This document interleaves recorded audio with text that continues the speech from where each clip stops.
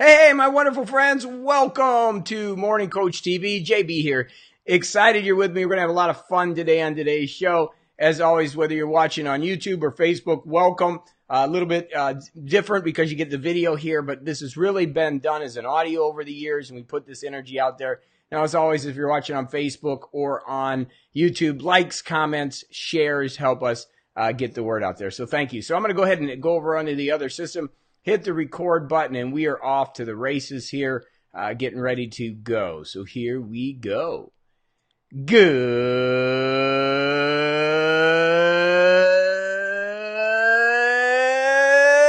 morning, and welcome to Morning Coach today. I am so glad you're with us. As you know, my name is JB Glossinger, and this is your personal evolution system.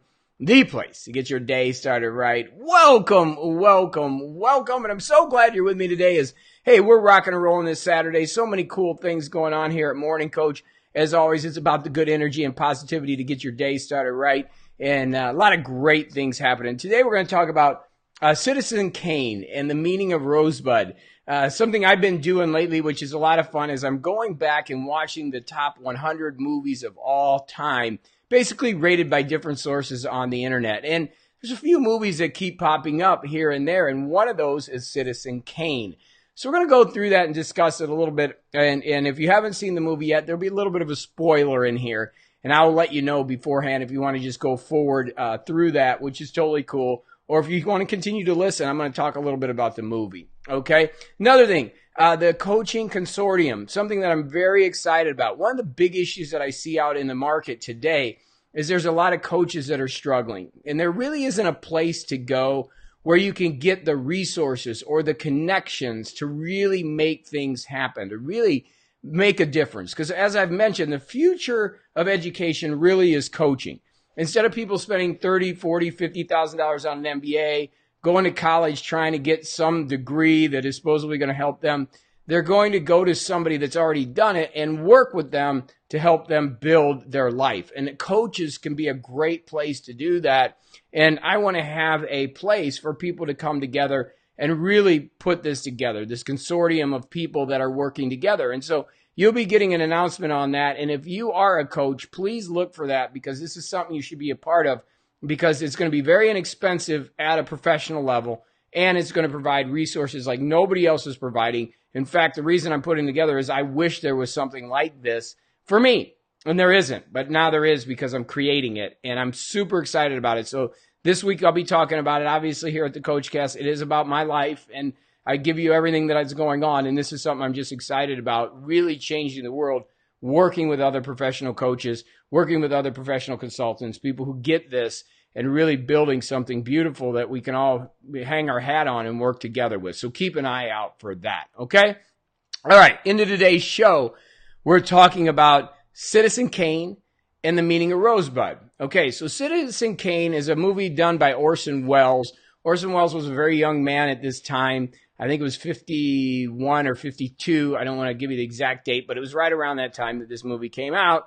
And it might even been 40s. Well, you know what? Let's go ahead and check that. We're here on the computer. Let's do this real quick.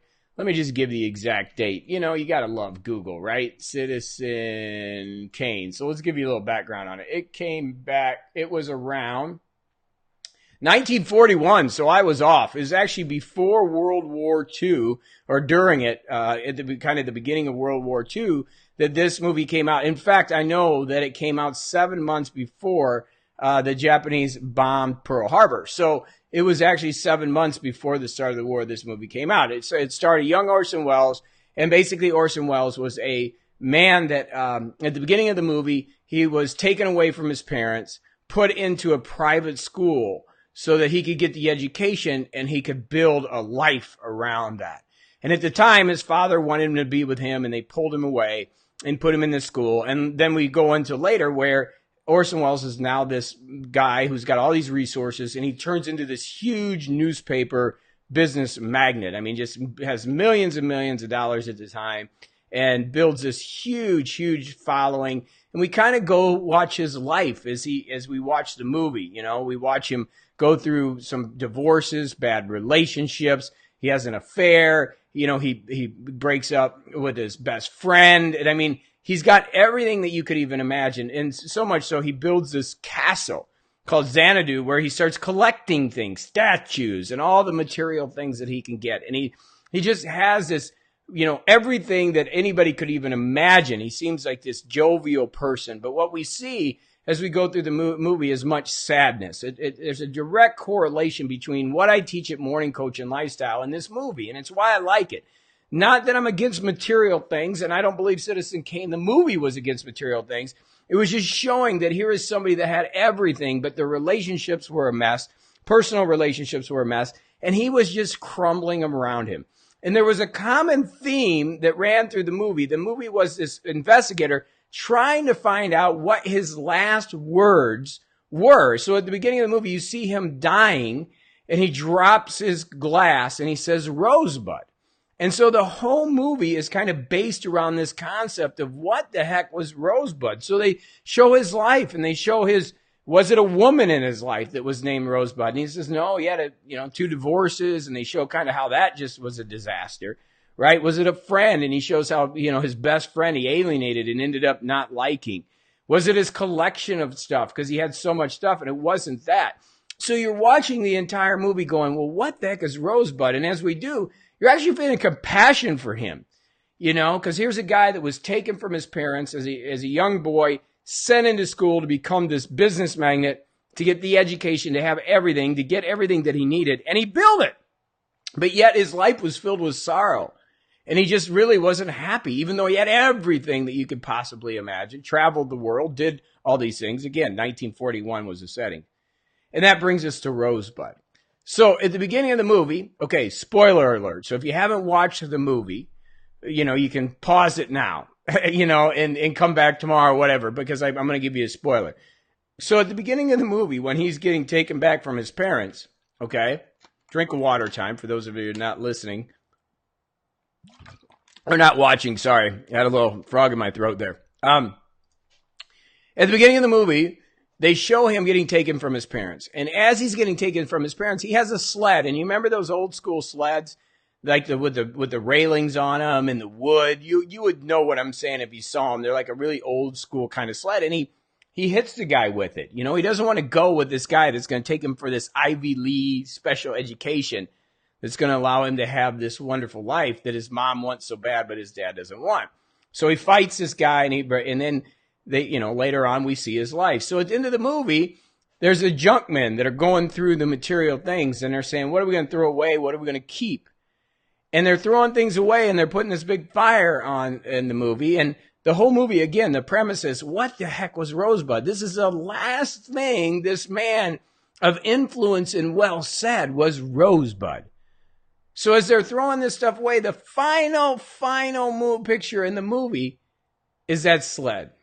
And that sled is getting thrown on the fire, and it's laying there on the fire. And the name of that sled, spoiler alert, is Rosebud. Now, why was that so critical? Why was that so critical? Well, because if you watch the movie and you watch the suffering and you watch the things that he went through and the accumulation of all these things and the building of teams and making money and everything else. Rosebud was his last moment of innocence, was his last moment of true peace, was his last moment is when he was taken from his parents and everything changed. And so Orsen Wells afterwards, who wrote and directed the movie, said it was kind of a parlor trick to create sentiment. But I think it was more than that. I really do. I really feel that there was a lot to that we all have these rosebuds in our life. And I like to call them anchoring moments, these things that mean things to us. And I love the fact that he used the sled from his childhood, because what do I always talk about? Go back to your childhood, find those toys, find that innocence, and bring it into your adult life. I think it's one of the most important things we can do, because we get so sped up and we live as Citizen Kane did, as Orson Welles did in the movie. We live sped up where we just live so fast and we forget what's truly important, till finally on our dying deathbed, we say Rosebud. And what is that Rosebud? It was those anchored moments that we had throughout our life that we really missed. Those were the things that were so special to us. And that if we get so into this world and living in the material world so much, we forget how much those things mean. And we don't have any more of them. And I think that was the sadness for me at the end. That was what hurt me the most in watching the movie, and the emotional effect of being a teacher, as I am of this, is knowing that feeling, that sadness of living a life and then ending a life, wishing you could go back to that moment, right? And having one moment, that one Rosebud moment, is all he had. And for many of us, that's the way we live. I see it every single day. I see, 99.9% of the population. This is what they're living. They're not anchoring those moments. They're not cementing the peace. They're not living and surrendering to the life that is here for them. They're living as Orsen Wells did, trying to build, chasing that money, chasing that material, chasing, instead of just enjoying this process. Now, in full disclosure, I'm making a lot of changes here. I'm constantly changing. I have to. It's a business. But the reason that I make the changes and the things that I do is because I do it from my heart. And if things aren't working for me the way that I want them to work, I change. Now, a lot of people don't get that. They say, gosh, JB, well, why don't you just stick with it? Why don't you? Because I go with my heart. I do what I know is right because life is limited.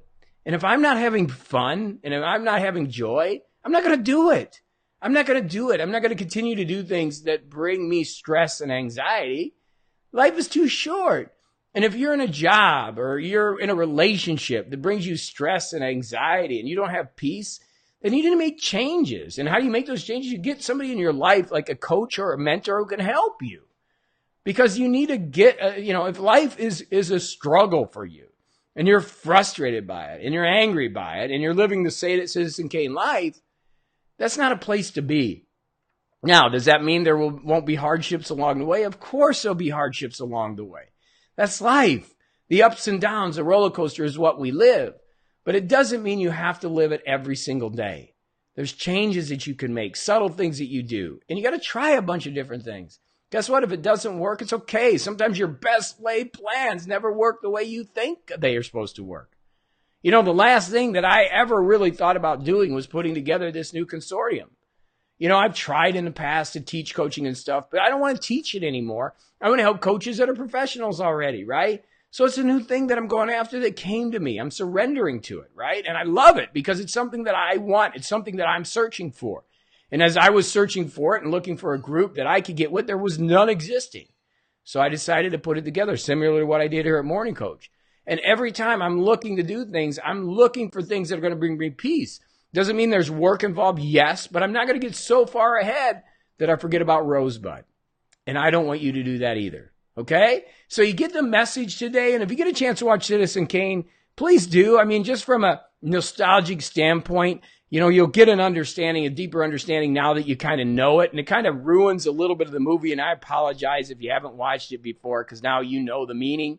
But I think it might mean something else for you. And you can watch it and see. Again, it's kind of dated. It's a 1941 movie, but it's supposedly one of the top movies in the world. And it's always good to see those type of things. Like I said, I'm going through the top 100, Seven Samurai. I'm watching The Good, the Bad, the Ugly, all these movies right now. So I'll be bringing more ideas and thoughts. But this one really affected me. And I think because of the idea of somebody struggling and living a life supposedly of what we are all going after, and then recognizing that, it was just miserable the whole time, there's some changes that need to be made. And that's what we're doing here at MorningCoach, leading you down a different path. All right? Okay, cool. Let's do our ACIM for the day. Again, we're doing this just to get you thinking differently, give you some different ideas. This one's pretty cool. This one, lesson 41, is God goes with me wherever I go. So as you're thinking about it today, you just think about this and think about it throughout the day and think, hey, God goes with me wherever I go. That's lesson 41, by the way. Nico asked me to make sure I say that. It is lesson 41. God goes with me wherever I go. So, hey, that belief will serve me, right? And, it's a good one. So let's go out there and have a great day. If you get a chance this weekend, watch Citizen Kane. Let's have some fun, and love to talk about it on Facebook if you want to, about the meaning of Rosebud. Jump over in there, and let's keep rocking and rolling it. All right. Get out there. Have a great one. Any comments below, leave them. As always, go have a fantastic day, and I will be back with more here tomorrow on MorningCoach.com. All right, guys, off with the video here. Have a great day. I'm heading to the golf course. Off I go. I will be back with you again tomorrow to get your day started right. Thank you so much for watching. Shares, comments, likes, love, all that stuff's awesome. All right, have a great day. I will see you on the flip side.